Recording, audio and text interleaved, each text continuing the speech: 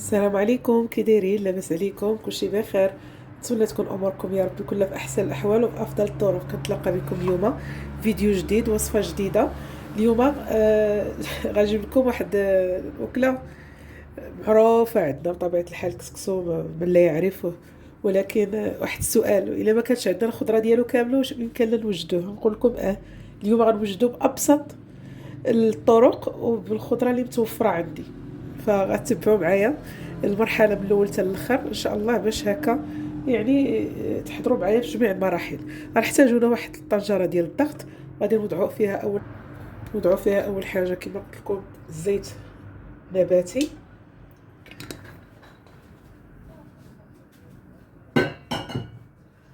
عندي هنايا غنوجدو انا باللحم. يعني كل واحد والقدره ديالو وعدد الافراد ديال الاسره ديالو. غادي نقطعوا عليه واحد البصله متوسطه، غير بشكل عشوائي، يكون كبير ماشي مشكل، حيت كلشي غادي يذوب من بعد. انا نض الصباح ما غنقدرش نتسخر، قلت غنصاوب كسكسو بهذا الشيء اللي عندي اللي توفر عندي وكيجي زوين، لان سبق لي وحضرته به وجا مزيان، وبغيت اليوم نشارك معكم وصافي. ضروري البرد كيبغي بحال هاد الاكلات السخان، وكسكسو حنا دائما راه صافي. غادي نضيفو كذلك واحد نص مطيشه. عندك مطيشه حبه صغيره، انا هنا عندي كبيره قسمتها على النص. النص محيده ليه القشره، شفتوا كما كتشوفوا معايا، محيده ليه القشره، والنص الاخر لا، يعني مخليه فيه شويه القشره صافي. بالنسبه للعطريه فغنحتاج هنايا سكينجبير، الابزار، خرقوم، الملحه، شويه د القرفه شويه، لان غندير معاها التفايه صافي. نضيف كلشي وغادي نخلي كلشي يتقلى، ونتلاقى بكم ان شاء الله في المرحله الجايه. من بعد ما غلات لينا اللحم ديالنا، درت لها شويه ديال المرقه باش نسد عليها، ولكن قبل منها غادي نضيفوا الحمص، وغادي نخلط شويه، وغادي نسد عليه تقريبا واحد ثلث ساعه. هنايا ان شاء الله باش نحيد عليها، وغادي ندير ليها يعني ندير ليها الماء بطبيعه الحال اللي غادي يكون سخون. وغادي ندير اول حاجه خيزو اللي هو الجزر، هو اللي غنرميه ويحتاج يعني الطياب شويه.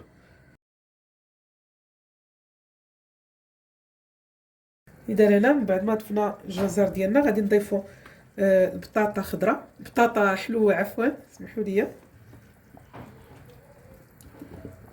والقرعه.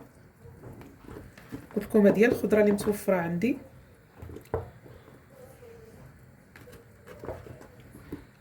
وفي الاخير غادي نضيف الدنجال والفلفله صافي. هادو 7 خضاري راه كيدخلوا في داك 7 خضاري كيدخلوا في هاد الخضره هادي. غادي نخليه طيح شويه الخضره ديالنا، القرعه والبطاطا حلوه بطاطا عاديه، وعاد نضيف ان شاء الله الفلفله والدنجال. غنضيف عليها واحد مطيشه، سواء تحكوها ولا تقطعوها هكا صغيره، لان كتعرفوا ان القرعه ضروري كتبغي الحموضه، شويه ديال المطيشه. اذا هنا غندوزو المرحله ديال التفايه. غنحتاجو هكا طنجره، وغادي نديرو البصله بطبيعه الحال الافضل اختاروا البيضه. الطريقه ديال التقطاع ديالها غادي نقطعوها على النص، وماشي غنقطعو بحال هكا، لا، التفايه كنقطعوها بهذا الشكل هذا. كنحاولوا نقطعوا رقيق ما امكن.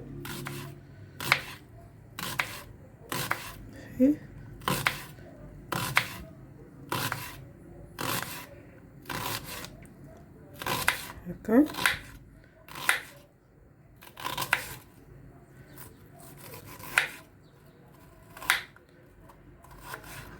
وغادي نديرو في الطنجره. عندي هنايا واحد 4 ديال البصلات، غادي نكملو بنفس الطريقه ونتلاقاو من بعد. هنايا من بعد ما قطعت البصله ديالي غادي نجيبها وغادي نضيف ليها العطريه. اول حاجه غنضيف ليها شويه ديال السكينجبير،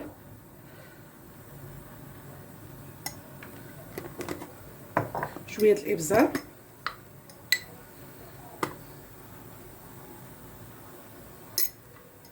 شويه ديال الخرقوم البلدي بطبيعه الحال،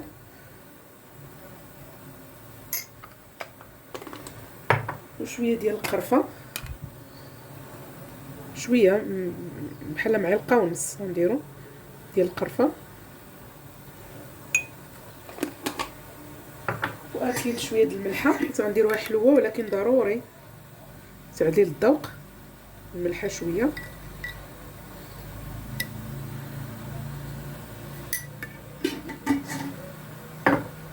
وغنديروا شويه ديال الزبده تقريبا معلقه كبيره، وغادي ندير كلشي فوق النار. هنايا البصله ديالها من بعد ما طاحت وطابت، جبت هنايا شويه ديال الزبيب اللي فزكته غادي نضيفو، وغادي نضيف واحد 3 على حسب الاختيار ديالكم. كنتو كتبغيو تفضلوا السكر بزاف غندير انا غير 3 ديال هاد.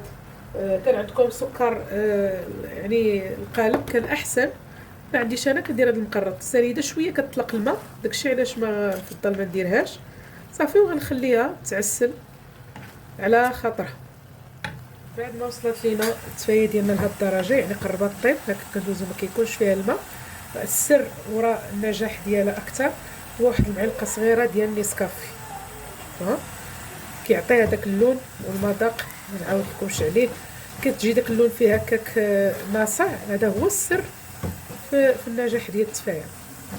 كنخليها تزيد تقريبا واحد 5 دقائق ونطفي عليها. هنا غنجيو للمرحله ديال الكسكسو. عندي هنايا قصريه بطبيعه الحال غنخدم بها. عندي هنا كيلو ديال الكسكس اللي ديال حجم متوسط، غادي نديرو هكا قصريه.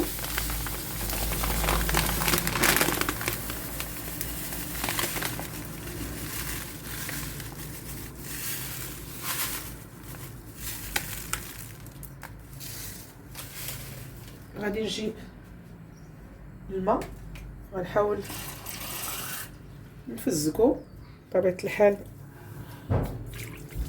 نعطيه الماء يعني شويه.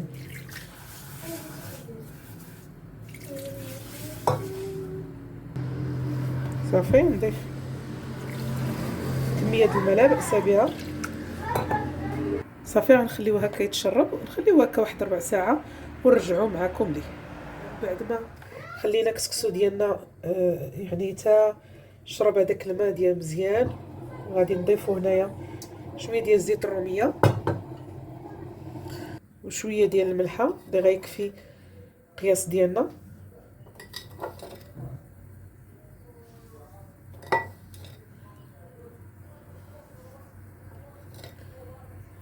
صافي وغادي نبقاو نفكو شويه بشويه. غتكون راه كتشوفوا انه شاد راسو مزيان. فكو شويه بشويه لان شرب داك الماء كامل.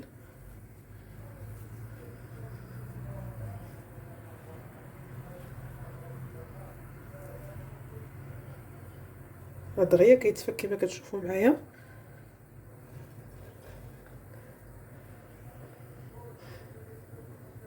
بعد ما درنا البرمه يعني طيب الماء يعني طيب لينا في البرمه، غادي ندوزو باش نديرو هاد الكسكسو في الكسكاس.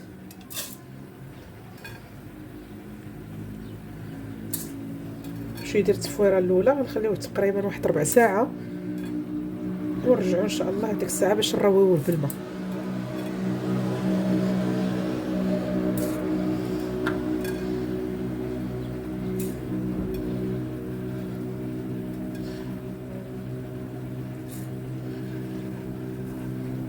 هنا غادي نجيب كسكسو بعد ما تفور التفويره الاولى، غادي نرشو بالماء مزيان.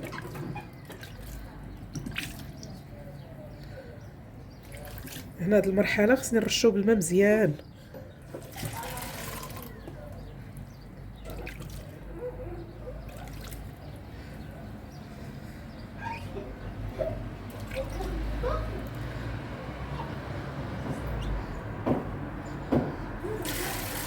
صافي، وغادي نخليه 5 دقائق يشرب، وغادي نردو مره اخرى يتفور التفويره الثانيه. من بعد ما شرب لينا كما كتشوفوا غادي نردوه مره اخرى يتفور.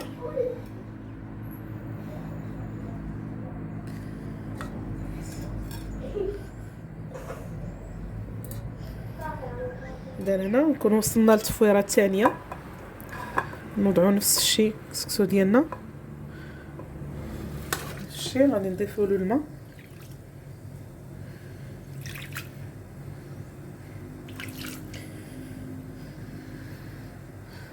سخون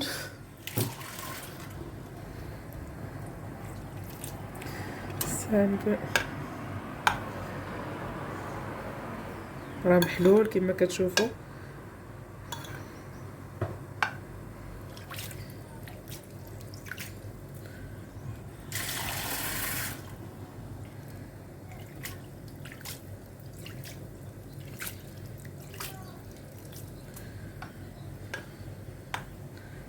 صافي كنخليوه ينشف شويه وغنديروا له اخر تفويره باش نسقيوه ان شاء الله.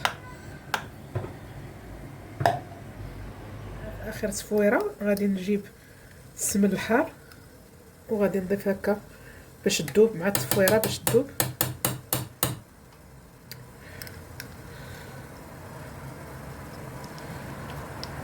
صافي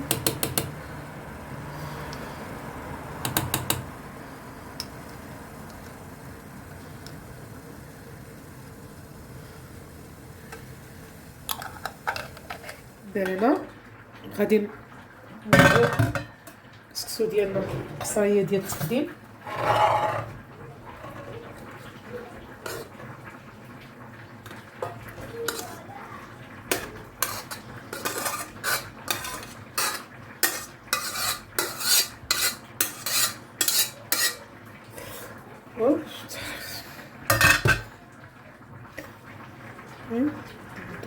قادو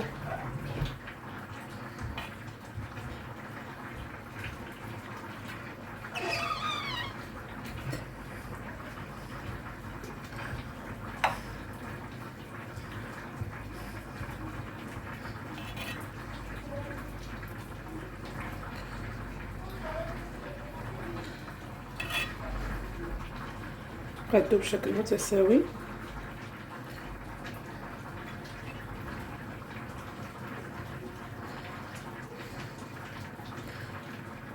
صافي غنهز الخضره، صافي استفك الخضره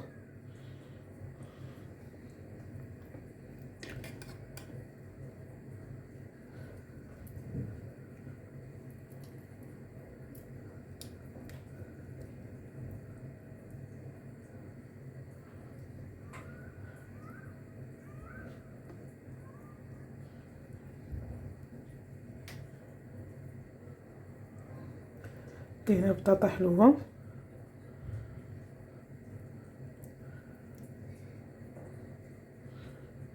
معليش بطاطا عاديه. المهم انا قلت لكم درت اليوم الكسكسو بداكشي اللي عندي اللي متوفر عندي.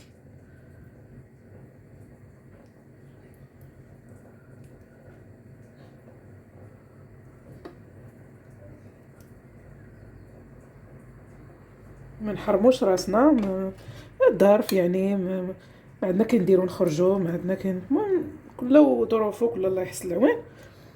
نستغلوا داكشي اللي عندنا، يعني ما نقولوش لا حيت ما كاينش ما غاديش ندير، لا، فكره خاطئه هذيك.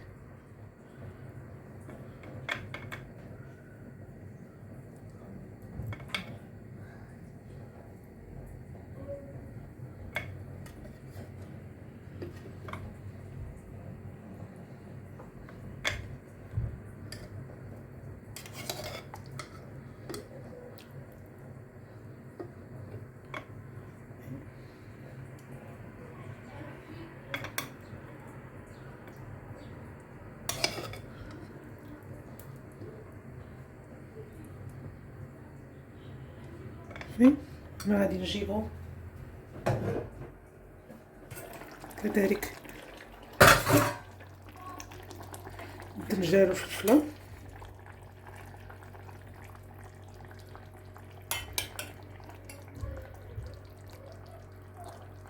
اللحم بطبيعه الحال نحطوها الوسط.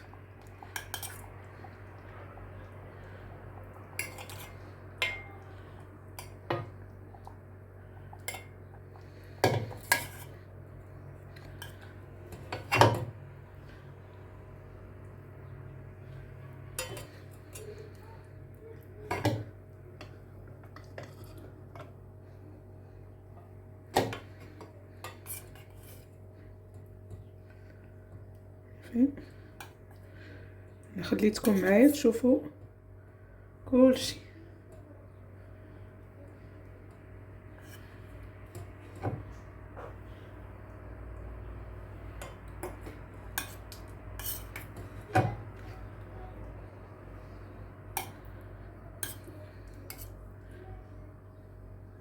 بركه.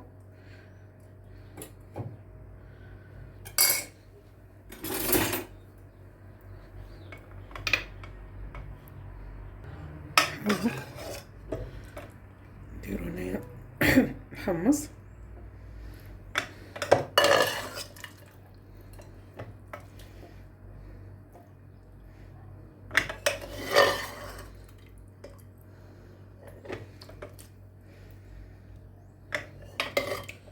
وفي الوسقه نديرو شويه هكا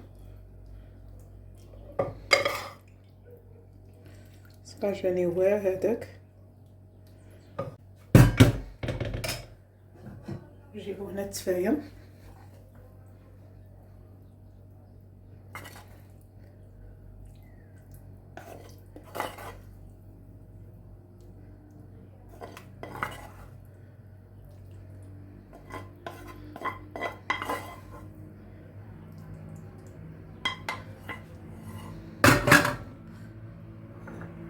ونديرو فلفلات حارين وغنكونو هكا سالينا السقا ديالنا باش يدخل.